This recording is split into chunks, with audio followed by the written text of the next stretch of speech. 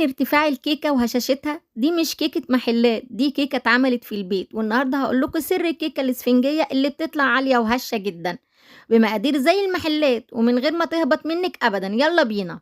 بسم الله الرحمن الرحيم، لازم كل المقادير بتاعتي تبقى قدامي، دي أول حاجة بانصحكم بيها. عندي 5 بيض حجم متوسط هابدأ بيهم وهاحطهم في حلة العجان، لو ما عندكيش عجان ممكن مضرب بيض كهربائي عادي خالص، ولازم البيض يكون من التلاجة. عندي كمان نص كوباية من المية الساقعة المتلجة وشايفينها مشبرة ازاي. هحط الفانيليا معلقة صغيرة ومعلقة صغيرة من الخل الأبيض بتاع ال الكيك أو بتاع الأكل العادي خالص، ما تحطيش خل تفاح يعني هو المقصود كده. وحطيت عليهم نص كوباية من المية الساقعة المتلجة وكنت حطاها في الفريزر. هنزل عليهم ب220 جرام من الدقيق و200 جرام من السكر. الأول نزلت بالسكر حبيبات صغيرة، مش سكر تومين، سكر حبيبات عادي أبيض. كمان 30 جرام من النشا، وهحط معلقة صغيرة من البيكنج باودر ضرورية جدا، ومعلقتين من الكاكاو الخام. انا حطيت معلقة واحدة عشان الكاكاو الخام بتاعي غامق جدا، انت لو الكاكاو بتاعك فاتح حطي معلقتين. هنا بقى ده سر من اسرار المحلات، محسن جل الكيك. ده الكيس ده حلو جدا، عبوته 50 جرام وحوالي معلقتين من الطعام مهرمين. حطيته كله وما تخافوش، ما فيهوش اي قلق ولا اي ضرر، مكتوب عليه صحي وآمن جدا. هركب بقى الحلة بتاعتي في العجان وهبتدي بأول سرعة. هحول سرعة ليه بقى؟ عشان أحافظ على العجان بتاعي. أول سرعة رقم 1 وهخليها شغالة لمدة دقيقة، وبعد كده 2 لمدة دقيقة، 3 لمدة دقيقة، وعلى السرعة الرابعة هخليه شغال لمدة 7 دقايق كاملين. أول ما هيخلص، أنا بس هنا كاتمة الصوت علشان الإزعاج. أول ما يخلص شايفين بقى الهشاشان بتاع الكيك بتاعي، بصوا ارتفع ازاي، وبقى المقدار ارتفع حوالي 4 مرات عن الخليط بتاعه العادي، وبقى شكله شكل الكريم شانتيه. بالسباتولا هقلب كده، ربما العجان موصلش او المضرب موصلش لقاع القالب. عندي بقى صينية 27 26 28 هتكفي. لو صينية، انا هنا حطيت صاج 30 في 40 بتاع الفرن بتاعي، وحطيت عليه دهنة بالزيت كده او اي مادة دهنية عندك، وفرشت فيه ورقة. الورقة دي مش ورقة زبدة، دي ورقة احنا اتكلمنا عليه قبل كده، انا بجيبه بالكيلو بس بيوفر معايا وجميل جدا. هحط فيه الخليط بتاعي وهفرده بالسباتولا كده. ولو السباتولا بتاعتك فرشت وبقت حلوة كان بها. انا هنا السباتولا ساعدتني على قد ما قدرت، وجبت السكابر دوت وظبطت بيه الكيك وهبتها هبدتين 3 ودخلتها في فرن على درجة حرارة 180، وطلعت بالشكل ده. قعدت حوالي 25 دقيقة. شايفين الخلة طالعة نضيفة. هجيب بقى ورقة من نفس الورقة اهو، احنا اتكلمنا فيه في فيديوهات كتير قبل كده، بجيبه بالكيلو من عند مستلزمات الحلواني، وهقلب الكيك بتاعي وهو سخن. شايفين ما كنتش قادرة اتحكم فيه وكان سخن جدا مولع. هحط عليه ورق واحط عليه صاج تاني او صينية او البلانشة اللي انا حطيتها دي، وهقلب الكيك بتاعي. بسم الله الرحمن الرحيم، بسم الله ما شاء الله. هبتدي بقى افتح بس الورقة بتاعتي من الجنبين علشان ما تكسرليش الكيك بتاعي، وهبتدي بصوا بسم الله ما شاء الله. شايفين الدخان؟ للي شايف الدخان بتاع الكيك هشة وطرية وخفيفة كده، وانا خايفة ادوس عليها علشان هي لسه سخنة ممكن تعجن، ما تحاوليش تدوسي عليها، هنسيبها خالص لحد ما تبرد. ونجيب بقى مكونات الكريم شانتيه اللي هنزين بيه الكيكة ونحشيها. عندي كوباية واحدة بس من الكريم شانتيه الخام البودر بدون سكر، عشان هو بدون سكر انا هحط عليه معلقتين سكر بودر. لو جبتيه بسكر ما تحطيش السكر خالص. وعندي مية فيها قطع من التلج كده او مكعبات تلج متلجة، هاخد منها كوباية وربع. انا كده حطيت الكوباية وادي معيار الربع كوباية. ممكن تستخدمي كوبايات مج عندك عادي خالص، انا هنا عشان عندي الكوبايات المعيارية استخدمتها. وحطيت معلقة صغيرة من الفانيليا، ودي كل مكونات الكريم شانتيه. وهيطلع كريم في عز الحر اللي احنا فيه دوت متماسك متماسك، متماسك، متماسك، وتحفة، تحفة، تحفة، وعمره ما هيسيل منِّك خالص. ده صوص أنا حضّرته من قبل ما أعمل التورتاية، قبليها بيومين كده كنت حاطاه في التلاجة. إحنا عملناه قبل كده، هاخد منه 6 معالق أو حسب ما لون الكيك بتاعِك أو الخليط بتاعِك بتاع الكريم شانتيه يبقى حلو. أنا حطيت 6 معالق كان كويس جدًا ومرتاح، برضه هابدأ بالسرعة الأولى ثم التانية ثم التالتة، وفي الرابعة هاخلّيه 4 دقايق يشتغل على الكريم شانتيه لحد ما يتماسك ويبقى حلو. الكيك بتاعنا بقى كنا مغطيينه وسايبينه يهدى، وكانت المروحة شغالة ولسه زي ما هو فريش وطري وهش، وبصوا جميل ازاي وارتفاعه حلو ازاي.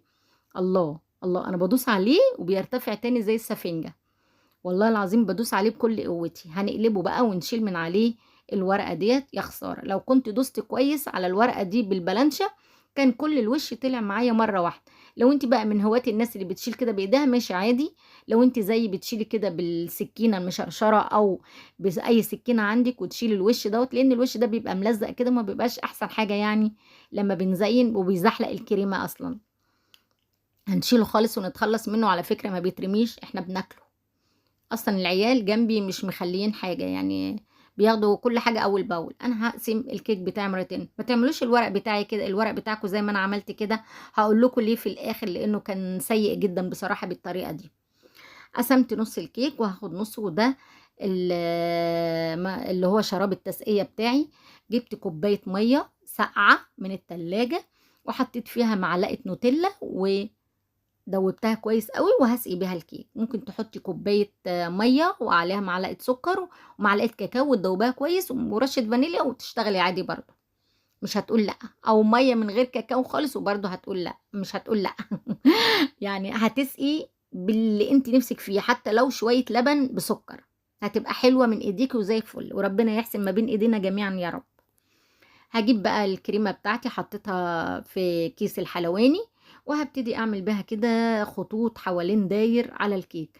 على فكرة الطريقة دي سهلة جدا وبتوفر كتير وقت ومجهود، وبتخلي الكيك كله الكريمة قطعة واحدة او ارتفاع واحد. هنجيب الكيكة التانية، بصوا من حلاوتها انكسرت مني، بس على فكرة هي طرية جدا لدرجة ان هي اتشققت كده مني عشان المروحة شغالة جنبي. الجو حر جدا والمراوح مش عاملة حاجة. هاسقي برضو الكيك بتاعي بنفس الطريقة. الله، على فكرة خليط التسقية دوت الكوباية كاملة ما خدتهاش كلها الكيك بيشرب وبيحب الشرب قوي، بس ولادي خدوا الباقي وشربوا، وانا هم واقفين جنبي اصلا كل حاجة بتنزل كده. شايفين الكيك ده اتلقط في ثواني. هنشيل بس الحروف الزيادة بالطريقة دي واديتها للولاد بقى كلوها. ونعالج بقى الشقي ده، نجيب حتة كريمة صغيرة بالسباتولا كده من النص ننزلها ونحاول نقفل الشرخ دوت، مش هيبقى فيه اي حاجة، هيبقى في منتهى الجمال ولا كأنه كان مشقوق. شايفين؟ همسك برضو بقية الكريمة وهمشي بقى حوالين داير الكيك بتاعي، هحطها كده وكمان هحط على الوش. على فكرة الكريمة ما كانتش هتكفي معايا، بس لحسن الحظ ان التزيين بتاعنا تزيين رقيق وبسيط ومش واخد كريمة كتير. يعني هي كلها التورتاية دي مقاس كبير وارتفاع خطير، يعني ارتفاع جامد، ومش هتلاقيها كده في المحلات. اللي في المحلات حاجات بسيطة وهتلاقي ارتفاعها اقل من كده، لكن كوباية الكريمة ما شاء الله عملت الكيكة وغلفتها وحشتها وبقت زي الفل. بالسكينة المشرشرة بقى او بالسكرابر المشرشر انا عملتها بالشكل ده، وهحطها في التلاجة قيمة بس نص ساعة كده تتجمد عشان الجو حر. ده بقيت الصوص اللي كان معمول وقلبته قدامكم وخدنا منه حطينا في الكريم شانتيه عشان نلونه. هنزل بيه دموع كده، دموع دموع دايما دموع. فاكرين الألبوم بتاع حمادة هلال دايما دموع؟ اه انا قديمة وبحب القديم. هبتدي بقى اجيب بسكويت اوريو وهكسره كل بسكوتة على قطعتين، وهعمل روزيتات باللون الابيض كنت شايلهم على جنب من نفس الكريمة برضو من نفس الكوباية. يعني التورتاية دي بتاعتنا بإذن الرحمن خدت كوباية كريم شانتيه واحدة بس وكوباية وربع مية ومعلقتين سكر وشوية فانيليا. هاحط روزيتاية بالكريمة ونص من البسكوت الأوريو، وهاشتغل كده وهلف بيها داير ما يدور. الله. بسم الله الرحمن الرحيم في أوله وآخره. ما شاء الله، ولا حول ولا قوة إلا بالله. لو وصلت معايا بقى لهذا الجزء، ما تنسيش أختك في الإعجاب والاشتراك في القناة، والإعجاب بالفيديو، واكتبي لي بقى في تعليق كده عجبتك التورتايه وتزيينها ولا لا، وهل عجبتك الكيكه بالطريقه دي ولا لا. هنزل بباقي الصوص في النص زي ما انتم شايفين كده. على فكره كتري من الصوص ده لو موجود عندك زياده، لانه بعد ما جمد في التلاجة كان تحفه وطعمه كان جميل. كان عندي بقى 2 من عين الجمل، و4 من البندق، و2 من الكاجو، كانوا باقيين من رمضان. حمصتهم وكسرتهم ورشيتهم على الوش، كانوا بصراحة تحفة في التورته. وندمانه ان انا ما حطيتش في الحشوه تحت رشه كده منهم. لو حطيتي بقى هتفرق معاكي قوي. هنا بقى اللي انا كنت بقول لكم عليه، بصوا الورقه كان نصها جوه التورتايه، وشدتهم بالعافيه بصراحه، لان الصوص كان طراها، الورق ده كان طراه، وفي جزء كان لسه موجود زي ما هو في قعر في قاع الكيس من تحت.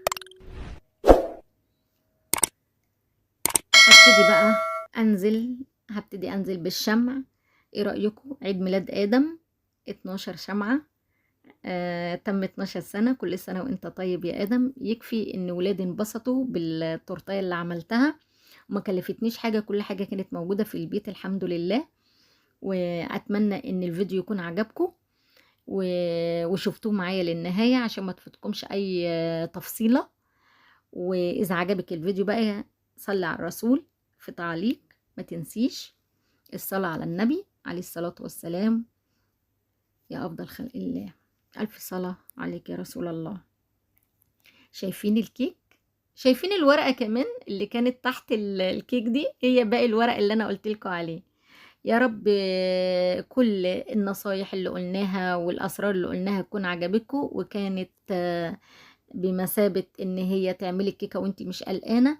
واتمنى ان الفيديو يعجبك وينال رضاكي، واكتبي لي كلمة حلوة، كومنت. انا بحب كومنتاتكم كلها وبحب اقراها كلها وبجاوب عليها كلها. يا رب يا رب الفيديو يجيب عدد اعجاب كبير ومشاهدات كتير. انا عملت تورتات كتير وما جابتش كما يجب. اتمنى ان التورتايه دي تعجبكم وتجيب فيديوهات اكتر، سوري، مشاهدات اكتر. مش عارفه اتكلم من احساسي ان التورتايه حلوه جدا وعجبت الولاد وعجبتني وعجبت جوزي. مبسوطه قوي ان هي عجبتهم، ويا رب تكون عجبتكم. اشوفكم على خير في فيديو جديد، والسلام عليكم ورحمه الله وبركاته.